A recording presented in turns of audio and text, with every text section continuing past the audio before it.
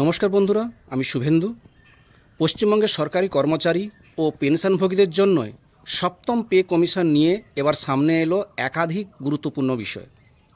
প্রকাশিত হলো terms of reference অর্থাৎ TOR এ বেতন, increment, DA, HRA, pension, career advancement এবং স্বাস্থ্য পরিষেবা সহ একাধিক বিষয় পর্যালোচনার কথা বলা হয়েছে।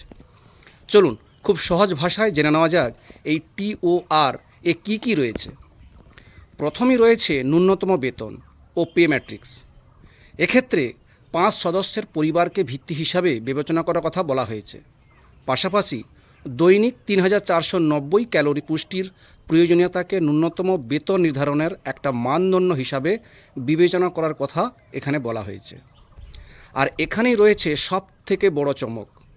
বর্তমানে 3% বার্ষিক ইনক্রিমেন্টের পরিবর্তে অন্তত 5% বার্ষিক ইনক্রিমেন্টের করার বিষয়টি পরীক্ষা করার কথা এখানে বলা হয়েছে। অর্থাৎ 5% ইনক্রিমেন্টের বিষয়টি TOR এ স্পষ্টভাবে রয়েছে। তবে মনে রাখতে হবে, এটি এখনও চূড়ান্ত অনুমোদিত ইনক্রিমেন্ট নয়। পে কমিশন বিষয়টি পরীক্ষা করে সুপারিশ করবে। এরপরে রয়েছে কেন্দ্রীয় সরকারের সঙ্গে পে লেভেলের সামঞ্জস্য। একই পে লেভেল এ সর্বভারতীয় সমতা আনার পাশাপাশি অপ্রয়োজনীয় পে লেভেলে একত্রিত করার বিষয়েও বিবেচনা করার কথা এখানে বলা হয়েছে। এবার আসি ডিএর ক্ষেত্রে। TOR এ AICPI এর ভিত্তিতে ডিএর সংজ্ঞা নির্ধারণ এবং ভবিষ্যতে AICPI অনুযায়ী ডিএ প্রদানের জন্য স্ট্যান্ডিং অর্ডার করার সুপারিশের বিষয়টি এখানে রাখা হয়েছে।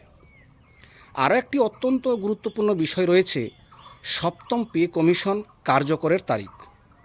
TOR এ 1 জানুয়ারি 2026 থেকে কার্যকর করার বিষয়টি এবং ডিএর 100% বেসিক পের সঙ্গে মার্জের পর উপযুক্ত ফিটমেন্ট ফ্যাক্টর নির্ধারণের বিষয়টি পরীক্ষা করার কথা এখানে বলা হয়েছে। অর্থাৎ এখানে 1 জানুয়ারি 2026 কার্যকর তারিখের বিষয়টি বিবেচনার জন্য রাখা হয়েছে। এটিকে এখনই চূড়ান্ত কার্যকর তারিখ বলা যাবে না। এর পাশাপাশি কেন্দ্রীয় হারের সঙ্গে সামঞ্জস্য রেখে HRA, transport allowance, children education allowance এবং হোস্টেল সাবসিডি পুনর্বিবেচনার প্রস্তাব এখানে রাখা হয়েছে। অবসরপ্রাপ্ত কর্মীদের জন্য রয়েছে গুরুত্বপূর্ণ কয়েকটি বিষয়, যেমন 11 বছর পর কমিউটেটেড পেনশন পুনরুদ্ধার, অবসরের সময় লেভেল এনহান্সমেন্ট এবং 30 জুন অবসর নেওয়া কর্মীদের একটি ন্যাশনাল ইনক্রিমেন্ট দেওয়ার বিষয় পরীক্ষা করার কথা এখানে বলা হয়েছে। এখানে আরও কয়েকটা বিষয় বলা হয়েছে, যেমন কেরিয়ার অ্যাডভান্সমেন্ট স্কিম এও বলার পরিবর্তনের প্রস্তাব আনা হয়েছে, যেটা বর্তমানে আছে 8, 15 এবং 24 বছরের 3 ধাপের পরিবর্তে এবারে পরিবর্তন করা হচ্ছে 5, 8, 12, 18 এবং 24 বছরে 5টি ধাপ বিবেচনা করার কথা এখানে বলা হয়েছে। এছাড়াও ওয়েস্ট বেঙ্গল হেলথ স্কিমে ক্যাশলেস চিকিৎসার সুবিধা, চিকিৎসকদের ফি বৃদ্ধি এবং কর্মী ও পেনশনভোগীদের সুবিধা সম্প্রসারণের বিষয়ও এখানে রাখা হয়েছে।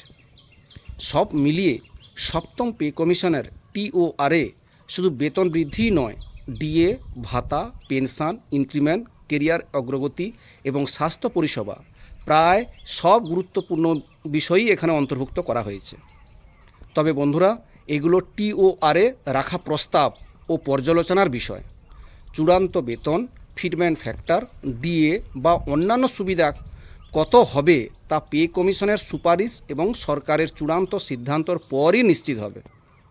ভিডিওটি ভালো লাগলে লাইক করুন, কমেন্ট করে আপনার মতামত জানান এবং চ্যানেলটি যদি সাবস্ক্রাইব করে রাখবেন এবং পাশে বেল আইকনটি তো অবশ্যই প্রেস করে রাখবেন।